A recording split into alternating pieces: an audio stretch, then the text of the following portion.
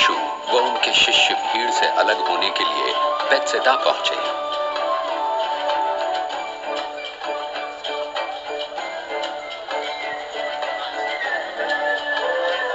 पर भीड़ को इसका पता चल गया तो वो प्रभु के पीछे हो ली।